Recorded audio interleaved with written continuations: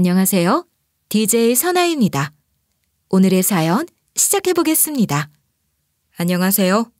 저는 최근 엄청난 일을 겪고 제 모든 것을 새롭게 각성하게 된 40대 여자예요. 제가 살아왔던 인생 전체를 흔들 정도로 어마어마한 일이었지만, 하지만 모든 일에는 좋은 점도 있는 거잖아요. 그 일을 겪으면서 저는 내면적으로 더욱 단단해지게 되었죠. 그리고 당연하다고 생각했던 제 인생의 방향도 새롭게 정하게 되었고요. 사실 저는 사람을 믿고 의지하는 일에 대해 늘 낙관적인 생각을 하며 살아왔어요. 물론 살아오면서 나쁜 사람들을 만나고 상처를 받는 일도 있었지만, 그래도 주변 사람들을 믿어야만 된다는 신념 비슷한 생각을 가지고 살아온 것이죠. 하지만 최근 정말 충격적인 일을 겪고 그것이 다가 아니라는 생각을 하게 된 거예요. 이 사건은 제 모든 인간관을 바꿔놓는 계기가 되었고요. 오늘은 그 이야기를 해보려고 해요. 저는 가난한 집에서 태어나서 자랐어요. 아니, 더 정확하게 말하면 태어날 때는 그리 가난한 집이 아니었어요. 회사를 다니는 아버지의 주부였던 엄마와 남동생과 저, 이렇게 사는 평범한 집이었대요. 그러다 아버지가 제가 어릴 때 사고로 돌아가시고 말았죠. 제가 유치원 다닐 무렵이었다고 들었어요. 동생이 겨우 3살이었죠. 회사에서 퇴근을 하다가 교통사고가 났다고 엄마가 그러셨어요. 너무 어릴 때였다 보니 아버지에 대한 기억은 거의 없어요. 그저 저를 번쩍 안아주시면 몸이 공중으로 붕 떠올라 기분이 좋았던 기억. 그게 좋아서 또 해달라고 아버지를 조르면 아버지가 웃었던 그런 짤막한 기억이 전부예요. 엄마는 주부로만 사셨다 보니 크게 경제적인 능력이 있는 분은 아니었어요. 그러다 보니 집안 형편이 점점 안 좋아졌죠. 하지만 가장 큰 이유는 엄마가 경제적 능력이 없으셔서가 아니었어요.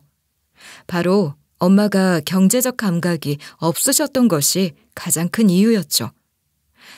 사실 아버지가 돌아가시고 난 뒤 저희 가족에게는 꽤 큰 액수의 아버지 보험금과 보상금, 퇴직금 등이 목돈으로 들어왔었대요. 그걸 그냥 은행에만 넣고 있었어도 한동안 저희 세 식구 먹고 살 걱정은 덜 수 있을 정도로 큰 액수였죠. 하지만 불행하게도 엄마는 그런 돈을 굴릴 줄도 몰랐고 유지하지도 못하셨어요. 큰 돈이 들어왔다는 이야기에 친척이며 지인들이 벌떼처럼 달려들어 빌려달라고 하는 걸 엄마는 거절하시지 못하셨던 것이죠. 그 무렵 집에는 낯선 어른들이 주스나 음료수 같은 걸 들고 찾아와 사정을 했던 모습이 아직도 기억이 나요. 처음에는 친척들이 줄줄이 찾아왔어요. 친할머니고 삼촌이고 전부 자기 아들과 동생 목숨값이었는데도 그렇게 탐을 냈다고 했어요. 어차피 내 아들 목숨값이니 절반은 내놔라. 그래야 너도 염치가 있지. 어떻게 그런 말씀을 하세요. 저도 애들이랑 먹고 살아야죠. 다시 갚으면 될 거 아니야. 네 눈에는 애들 큰아버지가 사업자금이 모자라서 고생하는 게 안 보이니? 정말 사업 잘 되면 돌려주실 거예요? 차용증 써주실 거죠? 걱정 마. 원래 애들 아빠 죽으면 큰아버지가 애들 아빠나 다름없어. 큰아버지 사업이 잘 되면 그깟 돈 갚는 게 문제니? 하지만 엄마는 평생 동안 그 돈을 받지 못하셨어요.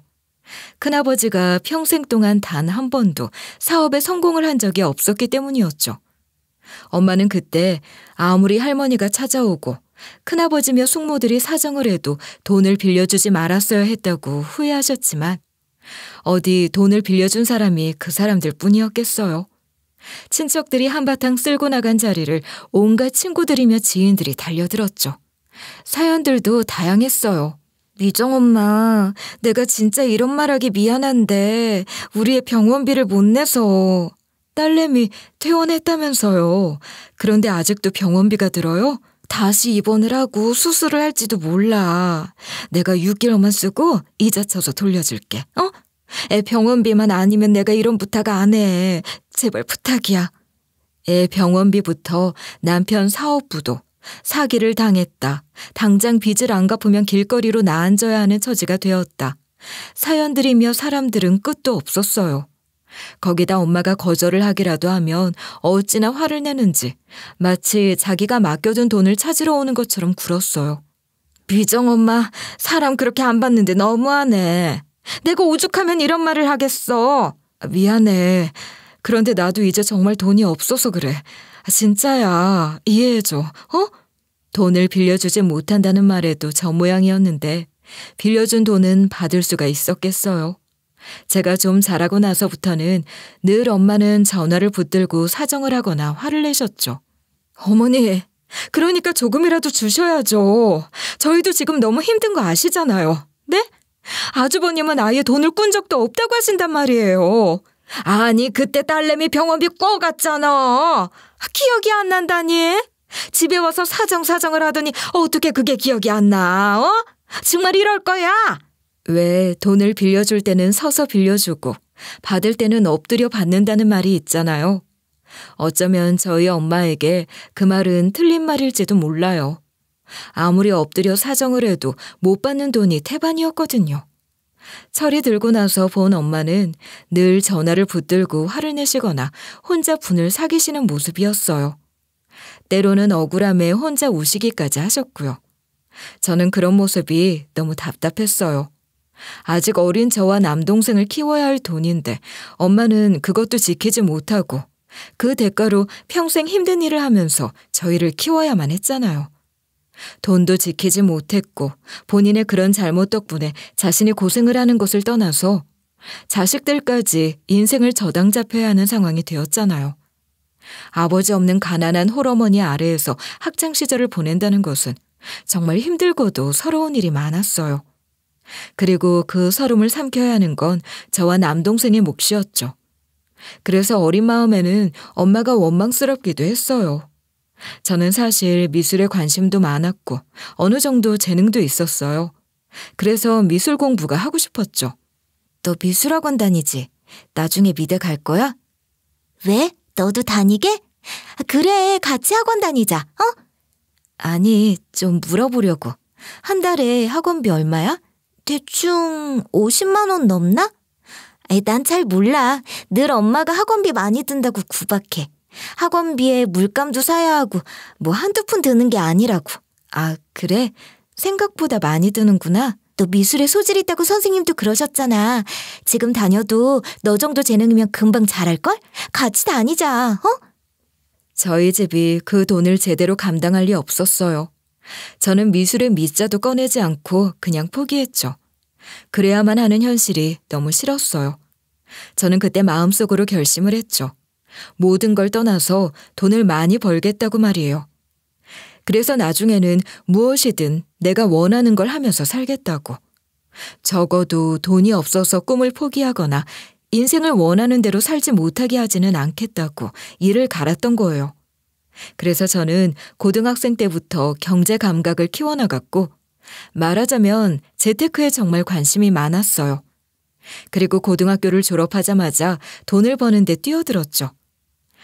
그 당시 저의 관심사는 돈을 벌고 또 그 돈을 굴리는 데만 온 관심이 쏠려 있었어요. 그렇게 정말 열심히만 살았다고 할 정도예요. 저의 20대와 30대는 기억이 없을 정도니까요. 고등학교를 졸업하자마자 취업을 해서 돈을 좀 모았고 그걸 토대로 저는 곧바로 동대문에서 옷장사를 시작했거든요. 지금이야 동대문이 한물 같지만 그때는 정말 호황이라 손님이 끊임없이 밀려들었고 옷이 없어서 못 팔 지경이었어요. 덕분에 저는 젊은 시절에는 큰 돈을 벌 수 있었어요. 물론 낮밤이 바뀌고 온갖 사람들을 상대해야만 하는 일이었지만 매일매일 통장에 쌓이는 돈을 보면 힘든 줄도 몰랐어요. 저는 그렇게 번 돈을 정말 알뜰히 모으고 또 모았어요. 투자도 열심히 했죠. 펀드에도 투자하고 적금도 들고 주식에도 넣었어요. 물론 부동산에도 투자를 하고 그걸 토대로 동생은 마음껏 공부를 시켰어요. 너 이번에 대학 졸업하고 유학 가고 싶다고 엄마한테 그랬다며? 아니야. 그냥 친구들이 많이 가기는 하는데 유학까지는 무리지. 그냥 졸업했다가 나중에 대학원 공부나 더 해보려고. 됐어, 유학 가. 내가 어떻게든 너 공부시킬게. 기껏 대학까지 가르쳐놨는데 왜 중간에서 그만두려고 해? 공부하고 싶으면 마음껏 해. 누나, 정말 고마워. 나 사실 미국 가서 박사까지 하고 싶었어. 내가 정말 열심히 공부해서 꼭 보답할게. 보답은 됐어. 그냥 돈 걱정하지 말고 하고 싶은 공부 마음껏 해. 돈 때문에 포기하지 마. 그렇게 저는 동생까지 미국으로 유학을 보내고 엄마와 단둘이 살았어요. 한때는 엄마가 밉고 또 원망스럽기도 했지만 그 사이 늙어버린 엄마를 보니 마음이 짠하더라고요. 사실 돈을 안 갚은 사람이 잘못이지 좋은 마음으로 돈을 빌려준 사람의 잘못은 아니잖아요. 엄마는 단지 마음이 착해서 거절을 못했을 뿐이고요. 그러는 사이 동대문 같은 시장은 점점 쇠락의 길을 갔죠. 저는 시장에 가게를 유지하는 대신 인터넷 쇼핑몰 사이트를 열었어요. 다행히 그때가 인터넷으로 쇼핑을 하는 붐이 일어난 때라 사업은 여전히 잘 되었어요. 그런데 펀드가 말썽이었죠. 오랫동안 거래를 하던 펀드 매니저가 제 돈을 잘못 운영해 손실을 낸 거였죠. 제가 어떻게 번 돈인데 저는 전화를 걸어 화를 냈죠. 이거 어떻게 책임질 거예요? 절대 손해날 일 없다면서요. 정말 죄송합니다. 제가 다 복구해 드릴게요. 제가 판단을 잘못했습니다. 그 돈을 어떻게 복구하실 건데요? 그동안 한 번도 이런 일이 없더니 제가 사람을 잘못 봤나 봐요. 아니에요. 제가 당장 책임지고 원금 복구시킬게요. 그리고 마지막으로 기회를 한 번만 더 주세요. 펀드 매니저는 진심을 다해 사과를 하면서 손실이 난 금액만큼 바로 복구를 시켜주더군요. 그리고는 한 모임을 소개시켜줬어요. 투자자들끼리 공부를 하는 모임이 있는데 거기 나가면 새로운 정보도 얻을 수 있고 큰 도움이 될 거라며 말이죠. 그 매니저의 도움으로 저는 투자 모임이라는 곳에 나가게 되었어요. 다들 꽤 큰 돈을 굴리고 있는 부유층이 모여있는 곳이었죠. 그간 제대로 된 친구도 별로 없었고 투자 이야기를 할 만한 사람도 없던 터라 저는 금방 사람들과 친해졌어요. 비슷한 관심사로 이야기를 할 수 있었고 제가 모르는 공부도 할 수 있어서 너무 좋았죠. 그러다 모임에 새로 나타난 남자가 한 명 있었어요. 성격이 소극적이고 조용해 보여서 겉도는 남자를 저는 챙겨주게 되었죠. 그렇게 두어 번 정도 봤나? 어느 날 그 남자가 저에게 이러더라고요. 저 첫눈에 반했습니다. 연락처 좀 주시면 안 될까요? 사실 저 역시 그동안 연애라든지 남자를 만났던 일이 아예 없었던 건 아니었어요. 하지만 뭐랄까, 크게 마음이 동하지 않았다고나 할까요? 정말 좋아서 만났던 기억은 별로 없었어요. 그래서 대부분 길게 가지 못하고 잠깐 만났다가 곧 인연이 끊어졌죠. 무엇보다 연애니 뭐니 할 마음의 여유가 없었어요. 저는 늘 할 일이 많았고 엄마를 모시고 동생 공부도 시켜야 해서 돈을 벌어야 했으니까요. 거기에 남자 운도 없었다고나 할까요? 그동안 저를 스쳐갔던 남자들은 거의 제 재산을 보고 접근을 하는 사람들이 많았거든요. 그게 아니면 제가 먹여 살려야 할 정도로 능력이 전혀 없는 경우도 있었고요. 그래서 저는 남자에 대한 경계심이 늘 있었어요. 그래서 그 사람의 고백을 단칼에 거절했죠.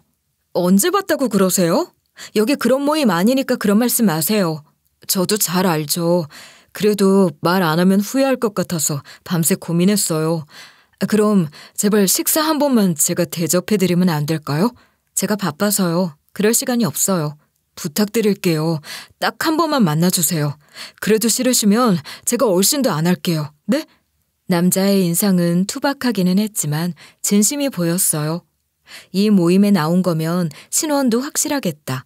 저는 호기심이 생겨 일단 그 사람과 저녁을 먹었죠. 그렇게 개인적으로 만나보니 생각보다 재미있더라고요. 통하는 부분도 많았고요. 무엇보다 이 남자는 제가 그간 만났던 남자들과는 많이 달랐어요. 예전 남자들이 어떻게든 저에게서 뭐라도 하나 얻어가려고 하거나 뜯어갈 기회를 보고만 있다면 이 남자는 뭐 하나라도 더 저를 챙겨주려고 했어요. 살아온 과정도 비슷했고요. 저는 부모님이 두 분 다 일찍 돌아가셨어요. 그래서 고등학교 졸업하자마자 일만 했고요. 그러시구나. 저도 그래요. 아버지가 일찍 돌아가셨거든요. 부동산 사업 하신다고 하셨죠? 네, 열심히 번 돈을 저는 전부 부동산에만 투자를 했어요. 그래서 지금 돈은 남부럽지 않게 있어도 참 허탈하더라고요. 네, 왜요? 미정 씨는 그래도 가족이 있으시잖아요. 저는 돈은 벌었지만 가족도 없고 친구도 없어요. 그래서 부쩍 외롭더라고요. 그래서 이 모임에 나오게 된 거죠. 하지만 워낙 낯을 가리고 소극적인 성격 탓에 적응하기 쉽지 않았다고 했어요. 거기에 다른 사람들이 나누는 대화를 제대로 알아듣지도 못해서 어울리기도 힘들었고요. 사실 제가 배움이 좀 짧아요. 대학도 안 나왔고 고등학교도 공고를 나왔거든요. 그게 무슨 상관이에요. 여기가 뭐 학벌 따지는 곳인가요? 제가 콤플렉스가 있어서인지 다들 대학도 나오시고 똑똑하신 분들만 있으신 것 같아서 주눅이 들었어요. 그런데 미정 씨가 챙겨주셔서 제가 반했죠. 다들 그런 분들 아니에요. 저도 대학 안 나왔어요. 그런 거 신경 쓰지 마세요. 왜 사람 마음은 비슷한 처지인 사람들끼리 이해를 하는 거잖아요. 사실 저처럼 대학을 나오지 못한 사람들에게는 자격지심 같은 것이 있거든요. 그래서 고상한 척 하는 사람들 사이에 끼는 건 사실 용기가 필요한 일이기는 해요. 저처럼 얼굴에 철판을 깔지 않는 이상 말이죠. 저는 별 생각 없이 겉도는 것 같아 잘 대해주었을 뿐인데 그 행동이 그 사람을 설레게 할 줄 누가 알았겠어요. 그 사람은 처음 보자마자 화려한 외향에 첫눈에 반했다가 제 행동에 완전히 푹 빠졌다고 고백했어요. 저는 패션 쪽 일을 오래 하다 보니 외모에 신경을 많이 쓰는 편이긴 했어요. 그래서 늘 화려한 모습이라 사람들 눈에 띄기는 했거든요. 이렇게 적극적으로 호감을 표시해오는 데다 살아온 환경이며 취미까지 비슷하다 보니 저 역시 싫지 않더라고요. 그렇게 이 사람의 적극적인 구애로 결국 저희는 사귀게 되었죠. 그 사람은 거의 연애가 처음이라고 하더라고요. 40줄 다 되어 처음으로 하는 연애라는 걸 믿지는 않았지만 기분이 나쁘진 않았어요. 그 정도로 그 사람은 저에게 지극정성을 다했어요. 거의 저를 공주 취급을 하고 정말 간이고 쓸개고 다 빼줄 태세라 제가 말릴 때도 있었어요. 한 번은 이런 일도 있었어요. 짜잔, 자기야, 이 차 좀 봐. 처음 보는 차네?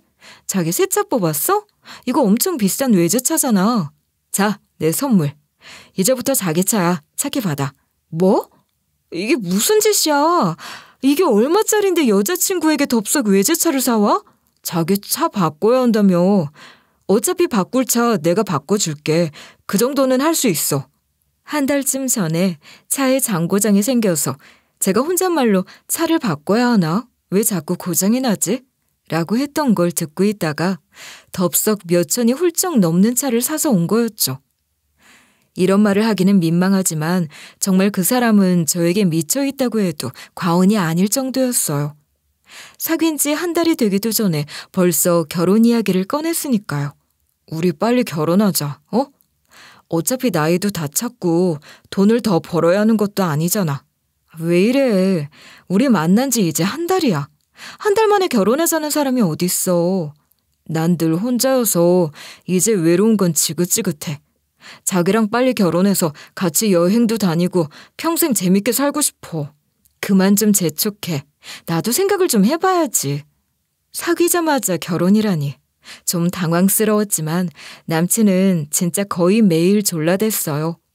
부담스럽기도 했지만 사실 내심 기분이 나쁘진 않았어요.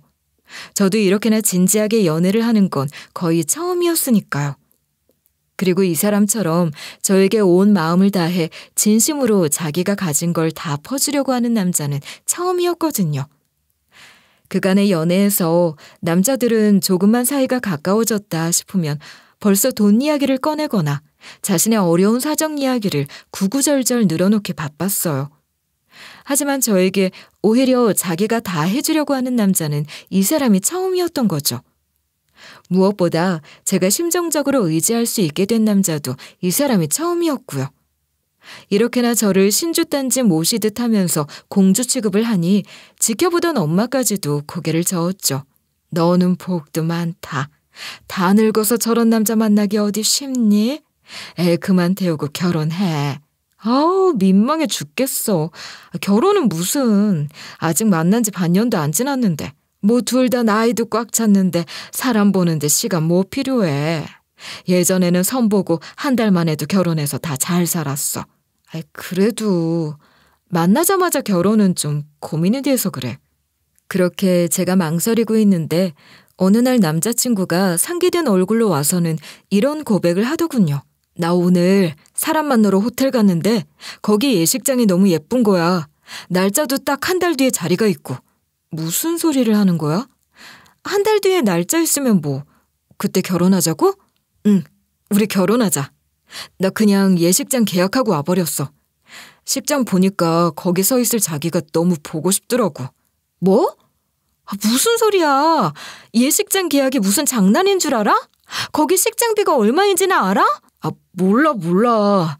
진짜 나랑 결혼 안 하면 나 그냥 그 예식장에 퍼질러 앉아 통곡할 거야. 그냥 결혼하자, 어? 서울에서 가장 화려하고 가장 비싼 호텔 예식장을 예약해놓고 하는 말이라니. 저는 기가 막혔어요. 하지만 한편으로는 웃기기도 했죠. 저와 결혼하려고 그렇게까지 조르는 모습이 귀엽기도 하고. 그렇게 저는 못 이기는 척 결혼 준비를 하게 되었어요. 남자친구는 환호를 부르며 뛸 듯이 기뻐했고 엄마도 좋아하셨죠. 신혼집은 남자친구가 자기가 괜찮은 강남 고급 빌라를 하나 사둔 게 있다면서 거기서 시작을 하자고 했어요. 엄마도 다 같이 함께 살자고 했고요. 정말 너무나 고맙고 행복했죠. 집은 너무나 좋은 곳이었어요. 저는 정성을 다해 신혼집을 꾸몄죠. 그리고 엄마와 함께 이사까지 마쳤고요. 결혼 준비도 순조로웠어요. 남자친구는 제가 하자는 대로, 제가 원하는 대로 무조건 다 맞춰줬으니까요. 저는 하와이로 신혼여행을 가고 싶었어요. 물론 그동안 틈틈이 엄마를 모시고 여행을 다니기는 했지만 엄마가 연세가 있으셔서 그렇게 먼 하와이까지는 가보지 못했거든요. 남자친구는 당연히 하고 싶은 대로 다 하라고 했어요. 저는 제가 그동안 꿈꿔왔던 것을 다 쏟아부어서 결혼 계획을 짰고 신혼여행 예약까지 다 했죠. 그렇게 결혼을 며칠 남기지 않은 어느 날 모르는 번호로 전화가 왔어요. 무시해도 계속 걸려오길래 저는 전화를 받았죠. 이거 윤대현 씨 전화 맞죠? 네? 아니에요. 제가 여자친구이긴 한데 무슨 일이시죠? 윤대현 씨 연락처 아니에요? 여기 부동산인데요. 이번 달 월세가 안 들어왔다고 확인 좀 부탁드린다고 집주인분에게 연락이 왔어요. 윤대현 씨에게 말씀 좀 전해주세요. 월세요? 무슨 월세 말씀하시는 거죠? 부동산에서는 제가 신혼집으로 들어간 곳 주소를 말하더군요. 이곳을 남자친구가 월세로 계약을 했는데 첫 달 월세만 내고 다음 달 월세가 안 들어왔다는 거였어요. 이상해서 남자친구에게 전화를 해 물어보니 남자친구가 웃었어요.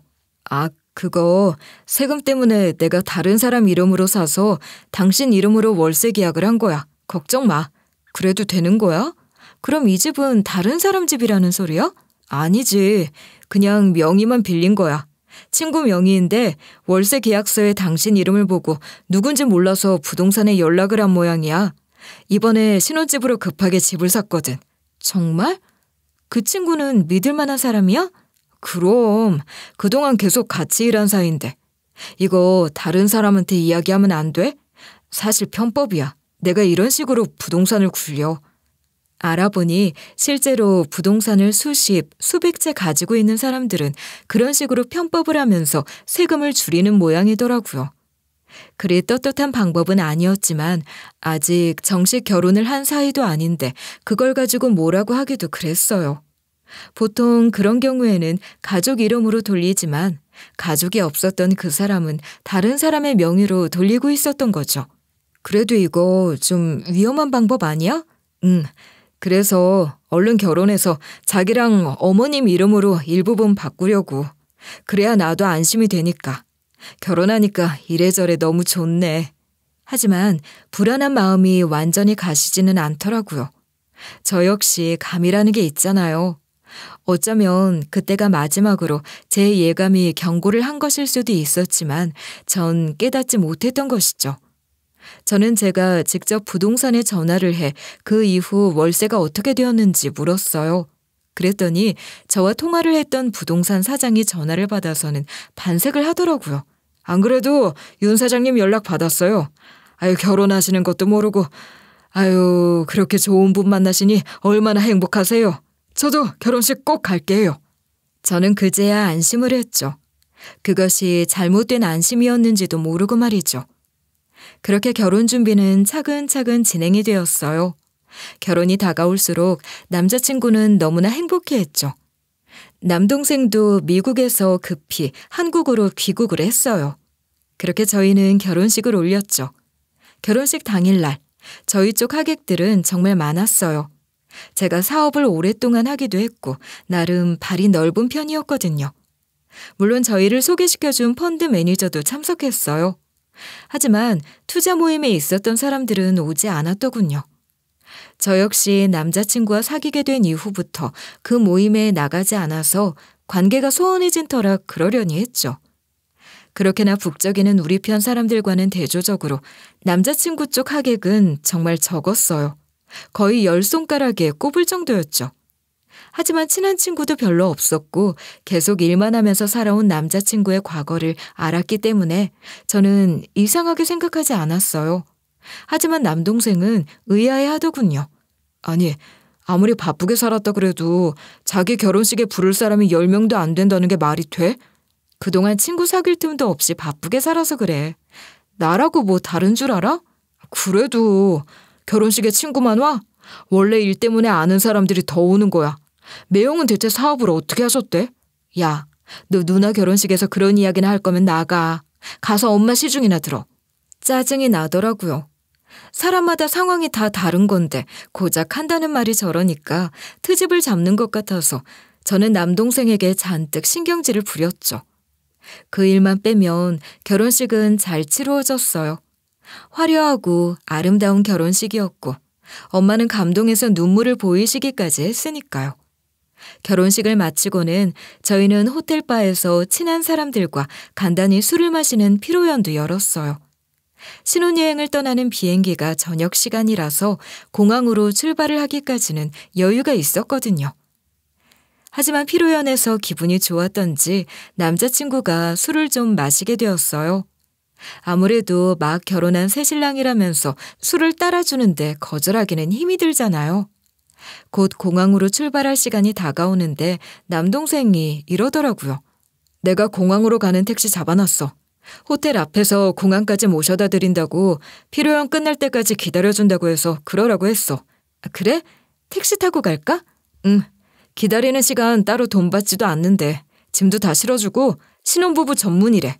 하지만 우리의 대화를 듣던 남자친구는 손을 내저었어요. 아니야, 괜찮아. 그냥 대리 불러서 차로 가면 되지. 그깟 주차비 얼마 한다고. 지금 대리 불러도 사람 없어요. 그리고 저는 엄마 때문에 지금 집에 가야 하고요. 돌아오는 날은 제가 마중 나갈 테니까 편하게 택시 타고 가세요. 네? 그래, 그러자. 괜히 대리 부르고 어쩌고 하다가 비행기 놓치겠어. 남자친구가 술에 취해 보여 전 그러겠다고 했죠. 그리고 남동생에게 내일이라도 와서 남자친구 차를 가지고 가라고 부탁을 했어요. 그렇게 정신없이 호텔 주차장에 내려가니 정말 깔끔한 옷차림의 기사님과 모범 택시 한 대가 저희를 기다리고 있더군요. 제가 남자친구 차 트렁크에서 미리 싸놓은 짐을 꺼내려 하자 기사님이 얼른 저에게 다가와 짐을 잡았어요. 그러더니 갑자기 제 팔을 잡으시더군요. 제가 무슨 일인가 싶어 기사님을 쳐다봤어요. 기사님은 진지한 얼굴로 이런 말을 남기더군요. 절대 그쪽 남편분 믿으면 안 됩니다. 네? 그게 무슨... 기사님은 아무런 대꾸도 하지 않고 급히 제 손에 쪽지 같은 걸 하나 쥐어주었어요. 그리고는 급히 짐가방을 챙겨들고 택시로 향했죠. 제 손에 들려진 쪽지는 꽤 두툼했어요. 종이 한 장을 잘 접은 것처럼 보였죠. 제가 그걸 확인하려는 찰나 남자친구가 걸어오더군요.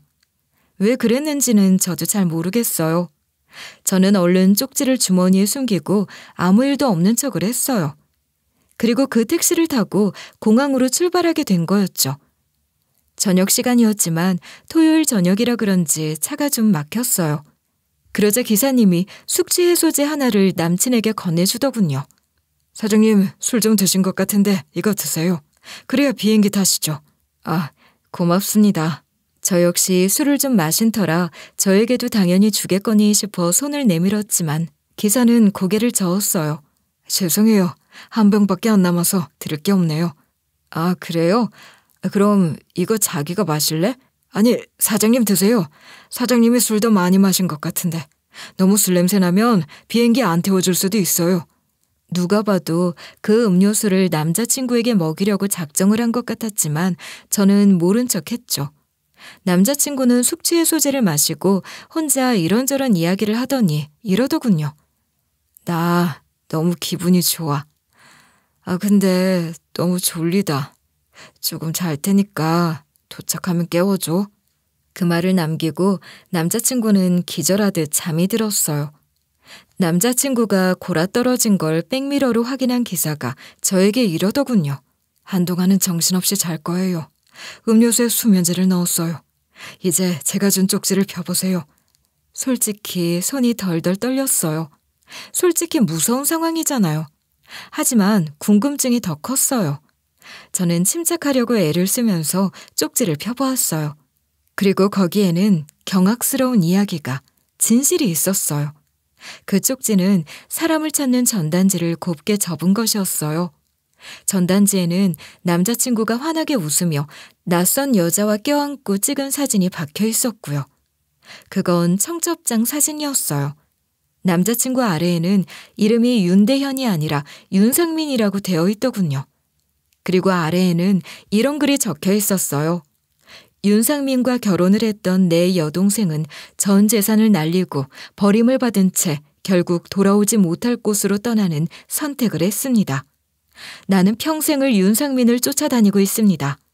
제발 이 사람을 본 사람은 연락을 주세요. 저는 온몸이 떨려왔어요. 이게 다 무슨 소리예요? 이게 전부 다 사실이에요? 네, 전부 사실이에요.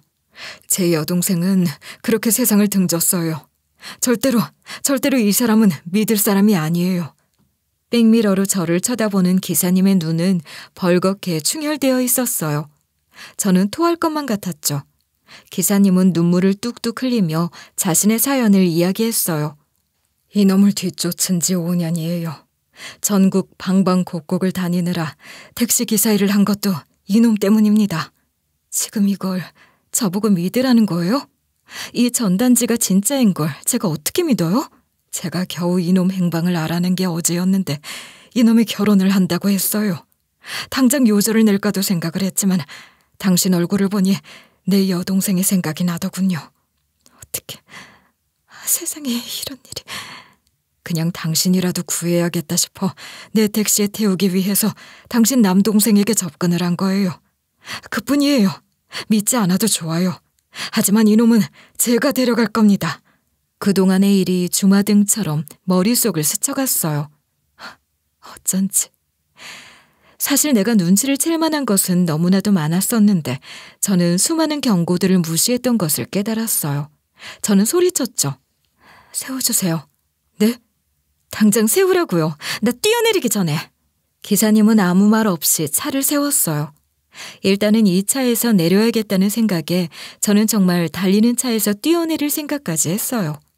차에서 내리며 저는 기사님에게 이랬어요.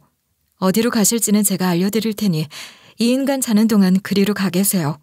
제가 도와드릴 테니 절대 다른 생각은 마시고요. 제가 제 차 독촉을 했더니 기사님은 겨우 고개를 끄덕이더군요. 차가 출발하자마자 저는 믿을 만한 사람에게 전화를 걸었어요. 김 사장님, 저 좀 도와주세요. 저 큰일 났어요. 김 사장님은 저와 오랫동안 같이 알고 지낸 분이에요. 그분은 지금 꽤 규모가 있는 보안업체를 운영하시는 분이죠. 그분과의 인연은 제가 동대문에서 장사를 할 때부터 시작되었어요. 당시에 김 사장님은 경비 일을 하다가 나중에 동대문이 쇠락의 길을 걷자 독자적으로 경비 보안 업체를 차리셨던 거죠. 그 과정에서 제가 돈도 빌려드렸고 많이 도와드렸고요. 그래서 김 사장님과 저는 오랫동안의 의리라는 것이 있었어요. 김 사장님이 하는 사업은 물론 합법적인 일이지만 진상을 쫓아내고 개인 경호도 하는 분이라 덩치도 압도적이었어요. 거기에 김 사장님은 물론이었고 유도나 태권도를 전공한 직원들도 데리고 있었고요. 그분이라면 만약 무슨 일이 생겨도 절 보호해 줄 수 있을 것 같다는 판단이 생겼던 것이죠. 일단 나중에 설명할 테니 제가 말하는 곳으로 가서 제 남자친구 좀 감시해 주세요. 가면 택시기사분이 한 분 계실 거예요. 저는 그분에게 목적지를 이야기하고 부탁을 했어요. 그리고 그 다음에 어떻게 해야 하나 생각을 했어요. 일단 남동생에게 전화를 해 데리러 오라고 한 뒤 길가에 멍하니 앉아 생각하고 또 생각했어요. 울 새도 슬퍼할 새도 없었어요. 지금 생각해보면 어떻게 그렇게 냉정하게 판단할 수 있었을까 싶었지만 마음이 급했죠. 그러다 문득 양 대표라 불리던 할머니가 떠올랐어요. 저는 투자자 모임을 할 때 다른 분들과도 사실 그런 대로 잘 지냈었잖아요. 제가 성격이 활발하기도 했고 적극적으로 사람들에게 다가갔으니까요. 그 사람들이 아무리 고상한 사람들이라고 해도 어차피 사람 마음은 다 똑같은 거 아니겠어요? 그분들 역시 자수성가해서 돈을 모은 저를 굉장하다고 인정을 해주었고 말도 잘 통하는 편이었거든요. 그중 인자하신 할머니 한 분이 계셨는데 그분은 부동산 투자의 큰손이라고 했어요. 그래서 양 대표님이라고 불렀고요. 그래서 저는 그분에게 연락을 해봐야겠다는 생각이 떠올랐던 것이죠. 제가 워낙 싹싹한 편이라 양 대표님은 절 예뻐하셨고 저 역시 양 대표님을 할머니처럼 따랐거든요. 그래서 모임에 나가지 않은 이후로도 양 대표님과는 종종 연락을 주고받기는 했었어요. 연애를 막 시작한 무렵에도 전화통화를 했었죠. 요즘 왜 이렇게 안 나와? 다들 기다리는 눈치야. 일이 바빠? 아니에요. 사실 제가 윤 사장이랑 만나게 됐어요. 그런데 다른 분들이 윤 사장님을 별로 좋게 안 보시는 것 같아요. 뭐? 정말? 사람 성격 좋고 호탕해서 다 잘 지내는 것 같던데. 뒤에서는 무시하고 그런 일이 몇 번 있었나 봐요. 그 사람이 그러니까 저도 나가기가 좀 그래서요. 하긴 나도 바빠서 개인적으로 연락을 하는 사이는 아니었는데 그런 사정들이 있었구만. 저런. 갑자기 그 대화가 확 떠오르는데 감이 오더라고요. 제가 남자친구를 만나게 된 이 모임이 모든 사건의 발단이었다는 걸 말이죠. 만약 남자친구가 제 재산을 노리고 접근을 했다면 남자친구를 이 모임에 끌어들인 사람이 분명히 있을 것이고 그리고 그런 목적으로 이 모임에 남자친구를 끌어들인 것이라면 이상한 짓이 저에게만 일어난 것은 아니라는 감이 말이죠. 저는 양 대표님에게 전화를 해 급한 일이니 당장 전부 다 연락을 돌려달라고 부탁을 했어요. 제가 당장 가겠다고 말이죠. 마침 도착한 동생의 차를 타고 저는 집으로 향했어요. 동생은 신혼여행을 떠났던 누나가 길가에 혼자 덩그러니 있는 모습을 보니 기겁을 하더군요. 아무것도 묻지 말고 빨리 집으로 가. 엄마에게는 네가 대충 둘러대. 대체 무슨 일인데? 너 경찰서에 가서 윤상민이라는 사람에 대해서 알아봐. 사기로 수배 중이라는데 그 사람 죄가 뭔지 그리고 얼굴도 꼭 확인해. 그리고 바로 전화해. 그리고 집에 들러 옷만 갈아입고 바로 양 대표님을 만나러 갔어요. 거기에는 양 대표님의 연락을 받고 모인 투자 모임의 사람들이 계셨고요. 저는 심호흡을 크게 했어요. 그리고 그간의 사연을 이야기했어요. 믿기 어려우시겠지만 전부 다 사실이에요. 윤대현은 저에게 여러분들이 윤대현 험담을 한다고 했어요. 이거 사실인가요? 아니에요. 사실 나는 윤 사장이 나보고 내가 미정 씨 음흉하게 본다고 한 번만 더 그러면 경찰에 신고하겠다고 벼르고 있단 말에 기분 나빠서 모임 안 나간 거였다고. 나는 저기 박 사장이 나보고 무식해서 수준 떨어진다고 했다며. 그 이야기 듣고 얼마나 기가 막혔는데. 기가 찼어요. 제 예상이 맞았어요. 윤대현은 우리를 전부 이간질해 놨어요. 그래놓고 본인은 거의 모든 사람들과 친하게 지내고 있었더군요. 그래놓고서 다른 사람들은 윤대현과 제가 사귀다가 결혼까지 했다는 사실조차 몰랐고요. 저는 사람들에게 제가 받았던 전단지를 보여드렸죠. 모두들 경악을 했어요. 저는 다시 물었죠. 여기에 윤대현이랑 친하게 지내고 투자하신 분들 몇 명이나 계세요? 나 여유자금으로 집 하나를 사면 조금 있다가 엄청 오른다고 해서 투자를 했는데 나도 마찬가지야. 어디 땅이 개발된다고 해서 꽤 큰 돈을 넣었는데 이거 어떡하지? 이 죽일 놈은 어디 있어요? 내 당장 요자를 내야겠어. 남자친구는 저희가 개별적으로 서로 연락을 하지 못하도록 이간질을 시켜놓은 다음 본인이 개별적으로 접근해 친하게 지내면서 살살 꼬드겨서 투자를 유도하고 돈을 융통하던 중이었어요. 우리 모두가 이 투자 모임에 오게 된 경로도 그 인간을 알게 된 경로도 똑같았죠. 모두 같은 펀드 매니저를 통해서였고 손실을 봤다가 원금을 복구해주고 이 모임을 소개해 주었다는 것까지 같았어요. 이건 거대하게 짜여진 사기였어요. 제 생각보다 판이 훨씬 컸죠. 저희는 그 사기판에 휘말린 것이었고요. 당장 끝장을 내겠다고 펄펄 뛰는 사람들을 양 대표님이 겨우 말려서 진정을 시키셨어요. 저희는 겨우 모여 앉아서 대책회의를 했죠. 그때 동생에게 전화가 왔어요. 누나, 이게 대체 무슨 일이야? 매형이 윤상민이야. 얼굴도 확인했어. 알았어, 고생했어. 집으로 일단 가 있어. 이 새끼 지금 수배 중이야. 전과까지 있는 놈이었어. 이게 대체 무슨 일이야? 그 새끼 어딨어? 내가 다 설명할게. 일단 기다려줘. 저는 윤대현을 데려다 놓은 모텔방을 일단 경찰에게 알렸어요. 일단 김 사장님과 택시기사가 지키고 있으니 당장 체포가 가능할 테니까요. 그리고 저희는 저희를 유도한 펀드 투자자를 불렀어요. 양 대표님이 전화를 했죠. 그래, 나예요. 시간이 늦었지만 볼 수 있을까요? 내가 마침 여유자금이 생겨서 상담이 필요해요. 정말이세요? 어디 계세요? 제가 당장 가겠습니다. 와주면 고맙죠. 그럼 기다릴게요. 그 매니저는 아주 득달같이 달려오더군요. 그리고 오자마자 저희 앞에서 무릎을 꿇고 빌어야 했어요. 다들 펀드 매니저에게 돈이 잡혀있는 분들이었던지라 당장 정확한 투자처를 대라고 했지만 펀드 매니저는 제대로 답변을 하지 못하더군요. 투자를 핑계로 돈을 빼돌린 것이 명확해 보였어요. 저희는 곧바로 경찰서로 그 인간을 끌고 갔어요. 그리고 협박을 했죠. 윤대현? 아니지, 윤상민이지. 그 인간 이미 경찰서로 잡혀가 있을 거야. 뭐라고요? 왜? 내가 모를 줄 알았어? 윤상민이 이미 수배 중이던데? 너도 한패인 거 다 알아. 그러니 각오해야 할 거야.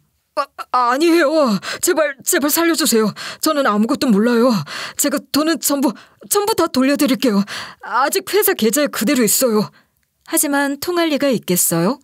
모임에 계셨던 한 분이 냉정하게 쳐내며 이러셨어요. 내 형이 검사야. 형수님은 변호사고. 무슨 뜻인 줄 알아? 이러고 도망갈 생각은 꿈도 꾸지 말란 소리야. 네 가족의 사돈의 팔촌까지 다 탈탈 털어버릴 테니까. 용서해 주세요. 잘못했어요. 저는 진짜 윤상민이 시켜서 그랬어요. 닥쳐. 가서 네 죄나 소상히 얘기해. 그리고 얌전히 처분이나 기다려. 윤대현인지 윤상민인지는 얼마 지나지 않아 모텔방에서 깨어나 난리를 쳤다고 했어요. 하지만 택시기사분과 김 사장에게 간단히 제압되어 붙잡혀 있다가 경찰에 체포되었죠. 그리고 수배 현행범으로 바로 구속이 되었고요. 펀드 매니저 역시 그동안 빼돌렸던 돈을 토해내고 경찰 조사를 받게 되는 신세가 되었고요. 제가 다른 분들과 경찰 진술을 하러 경찰서에 갔더니 조사를 받던 남자친구가 절 보고 달려와 매달리더군요. 그렇게 간 크게 사기를 친 인간치고는 아주 눈물 콧물을 빼면서 저에게 애원을 했어요. 자기야, 이게 무슨 일이야? 다 오해야. 우리 신혼여행 가야 하는데 당신 나 못 믿어? 내가 다 설명할게. 나는 대답 대신 그 인간의 뺨을 후려쳤어요. 정말 분이 풀리지 않았죠. 그 인간은 불시에 저에게 뺨을 맞고도 매달렸어요. 저는 그 인간에게 택시기사가 건네준 전단지를 던졌어요. 나도 오해였으면 좋겠다. 이 거지 같은 놈아. 꺼져. 어떻게 이걸... 아니야. 이거 진짜 내가 설명할게. 내가 사기친 게 아니라니까. 제발 부탁이야. 역겨우니까 거짓말 좀 그만해. 내가 어떻게든 너 콩밥 먹이고 후회하게 해줄게. 설명은 나중에 판사에게나 해. 저희는 똘똘 뭉쳐서 고소고발과 법정 싸움을 이어갔어요. 뭐 그 전에 이미 그 둘은 당연히 형사처벌을 받았죠. 저희는 그건 역시 최고의 형을 받게 하기 위해 정말 최선의 노력을 다했고요. 그렇게 저는 큰 위험으로부터 겨우 내 인생을 건질 수 있었던 것이죠. 전남편이라고 부르기도, 전남친이라 부르기도 애매했지만 아무튼 그 인간 일당은 전문 사기꾼이었어요. 그동안 털어먹은 사람들이 한둘이 아니었더라고요.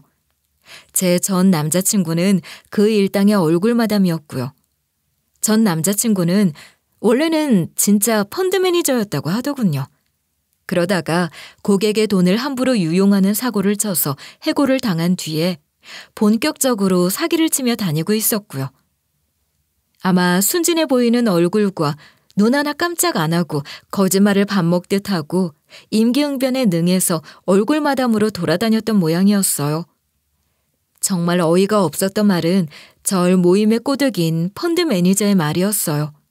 전 남자친구가 무엇보다 여자를 기가 막히게 꼬시는 걸 잘해서 작업이 너무 쉬웠다나요? 진짜 기가 막혀서. 그 펀드 매니저와는 원래 직장 동료 사이였다고 했어요. 그러다가 제가 만난 택시기사의 여동생에게 사기를 치고 잠적을 했던 것도 그 인간들이 벌였던 여러 사기 사건 중 하나였던 것이죠. 그 사건으로 수배 중이었지만 우리나라가 생각보다 사기에 대해 처벌이 약하잖아요. 그러니 뭐가 무서웠겠어요. 실제로 윤대현은 진작 사기가 적발되어 구속이 된 적도 있었지만 금액에 비해 얼마 형을 살고 나오지도 않았어요. 그러니 겁도 없이 요리조리 도망을 다니며 또 다른 피해자를 찾아다닌 거였죠. 바로 저 같은 사람을 말이에요. 하지만 절망에 빠진 피해자가 세상을 등지게 되고 그 오빠가 이를 악물고 뒤를 쫓다가 결국 덜미를 잡힌 것이죠. 가장 기가 막혔던 것은 이 인간이 결혼을 한 유부남이었다는 것이었어요. 거기에 애도 둘이나 있더군요. 그동안 관리하는 집을 보러 간다는 둥, 무슨 땅을 보러 간다는 둥 하면서 집을 비웠던 것이 전부 다 지 마누라랑 애를 보러 가는 거였더라고요. 경찰서로 참고인 진술을 하러 온 마누라는 과연 사기꾼 마누라답게 기세등등하게 저에게 욕을 퍼부어댔어요. 당신이 뭔데 사기꾼이니 뭐니 해? 솔직히 남자의 혼이 팔려서 돈 갖다 바치는 너 같은 년이 더 한심한 거 아니야? 뭐? 말 다 했어? 끼리끼리라더니 사기꾼 마누라라서 그런지 참 대단하다. 대단해. 그래, 말 다 했다. 난 당신과 볼 일 없으니 신경 꺼. 당신 알 바 아니잖아. 이봐요, 아줌마. 내가 사실을 보여줘? 어? 뭐, 남자의 혼이 팔려? 당신 남편이 나에게 어떻게 혼이 팔렸는지 내가 보여줄게. 저는 그 여자 앞에서 전 남친이 저에게 사랑을 고백하는 영상과 저에게 갖다 바친 선물 사진을 보여줬어요. 그 인간이 저에게 얼마나 잘했고 얼마나 좋은 반지를 사줬는지, 고급 외제차를 사주고 어떻게 사랑을 고백했는지 아주 적나라하게 말이죠. 뭐 보고 현실을 깨달아야 하는 거 아니겠어요? 봤니? 네 남편이 나 꼬시려고 어떻게 했는지? 넌 이런 반지 구경이나 했어? 이게 천년주제야. 어디서 말 같은 소리를 해. 네 남편이 사기친 거야. 정신 차려 이 정신 나간 년아. 애들 보기 부끄럽지도 않니? 뭐가 어째? 애들은 건드리지 마. 너 몰랐다는 거 나 안 믿어. 하지만 네 애들은 죄가 없으니 봐주는 거니까 꺼져. 너도 구렁텅이에 빠지지 않으려면 이제부터 애들 데리고 정신 똑바로 차리고 살아. 그 여자는 얼굴이 허옇게 되더니 주저앉아 통곡을 하더라고요. 진짜 누가 울어야 할지 모르겠지만 뭐 울고 싶으면 울어야지 어쩌겠어요. 저희의 민사소송과 고발과 별개로 둘 다 형사처벌을 받았어요. 전부 다 사기죄가 적용이 되니까요. 그 펀드 매니저는 바로 회사에서 해고를 당했다 하더군요. 회사에서도 손해배상 청구가 들어갔고요. 물론 저희 역시 손해배상 청구를 단체로 했죠.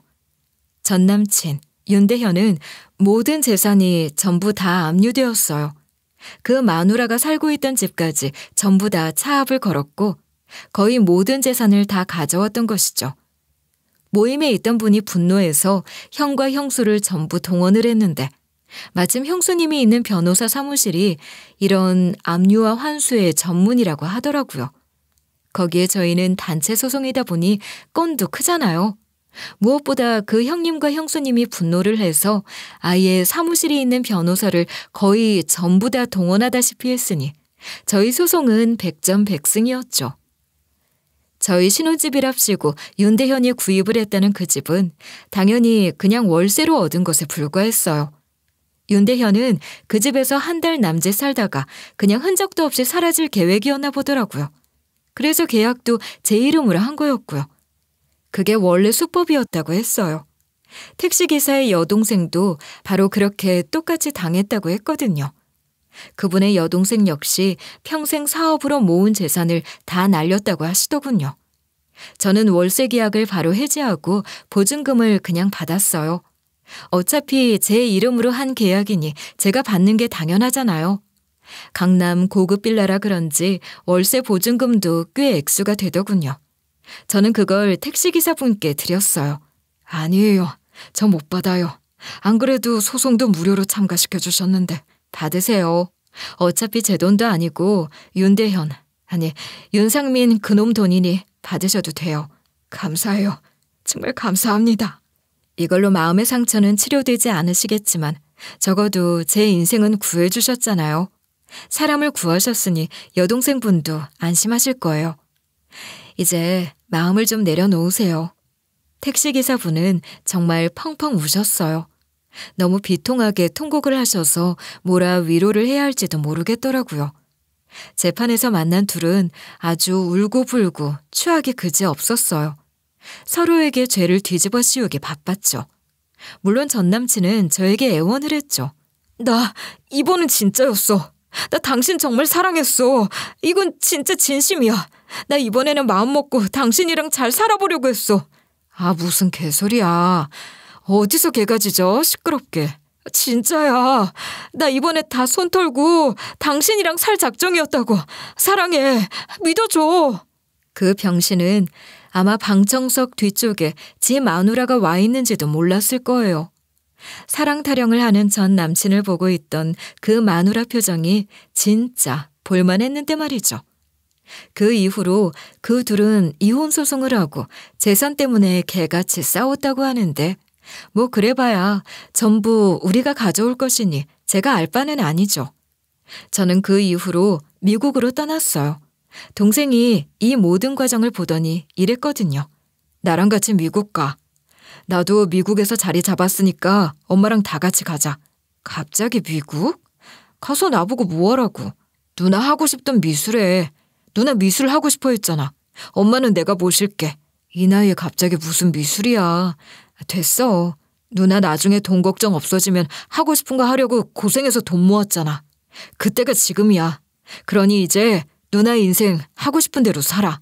동생은 하고 싶은 것도 안 할 거면서 왜 돈을 악착같이 모았냐고 하더라고요. 그리고 미국은 나이와 상관없이 학교를 다니고 미술을 시작하는 것도 자유로우니까 같이 떠나자고 설득을 했어요. 맞는 말이었죠. 언젠가 돈을 모으면 하고 싶은 걸 하려고 일을 했는데 그때가 언제인지 저는 몰랐어요. 저는 그렇게 미국으로 오게 되었어요. 뭐 그렇다고 아예 한국을 전부 다 정리한 건 아니고 그냥 틈틈이 오고 가고 있는 중이고요. 영어도 서투른데 평생 미국에서 살 생각은 없는 데다가 어차피 제 재산은 제가 관리해야 하잖아요. 한국에 들어올 때마다 모임분들을 만나 일이 어떻게 진행되고 있는지도 듣고 서로 재테크 이야기도 하고요. 저희는 이제 인생에서 가장 친한 친구를 넘어서 일종의 동지가 되었죠. 오랜만에 하는 미술 공부는 너무나도 재미있고 너무나도 행복해요. 최근에는 미대 입학시험도 봤는데 사실 결과가 어떻게 될지는 모르겠어요. 하지만 그 과정을 기다리는 것조차도 너무 행복하더라고요. 이제야 그간의 고생을 보상받는 기분도 들고 말이죠. 저는 이렇게 또 열심히 새로운 인생을 향해 나아가고 있어요. 제 인생은 제가 만들어가는 거니까요. 여러분들도 가끔은 다른 인생 방향을 향해 혹시 놓치고 있는 것은 없는지 찾아서 가보셨으면 좋겠어요. 거기에는 더 큰 행복이 기다리고 있을 수도 있으니까요. 긴 이야기 들어주셔서 감사해요. 늘 행복하세요.